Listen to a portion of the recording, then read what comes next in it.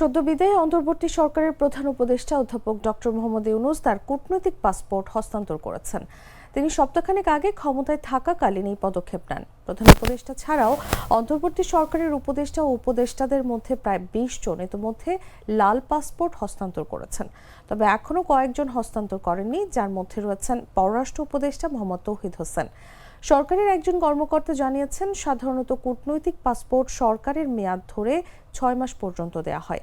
যারা এখনও হস্তান্তর করেননি তাদের একসময় বাধ্য হয়ে পাসপোর্ট ছাড়তে হবে। লাল পাসপোর্ট হস্তান্তরকারীদের মধ্যে আছেন অর্থ উপদেষ্টা ডক্টর সালেউদ্দিন আহমেদ, স্বরাষ্ট্র উপদেষ্টা মেজর জেনারেল অবসরপ্রাপ্ত মোহাম্মদ জাহাঙ্গীর আলম চৌধুরী, শিক্ষা উপদেষ্টা অধ্যাপক ডক্টর চৌধুরী রফিকুল আবরার, স্বাস্থ্য উপদেষ্টা নূরজাহান বেগম সহ অন্যান্য উপদেষ্টারা। অধ্যাপক ইউনূসের নেতৃত্বে গঠিত অন্তর্বর্তী সরকার ২০২৪ সালের আগস্টে দায়িত্ব গ্রহণ করে এবং ১২ ফেব্রুয়ারি শান্তিপূর্ণ নির্বাচন প্রক্রিয়ার মাধ্যমে ক্ষমতা নির্বাচিত সরকারের কাছে হস্তান্তর করেছে। নতুন সরকার গঠন করেছেন প্রধানমন্ত্রী তারেক রহমান ২৫ মন্ত্রী ও ২৪ প্রতিমন্ত্রীর সঙ্গে।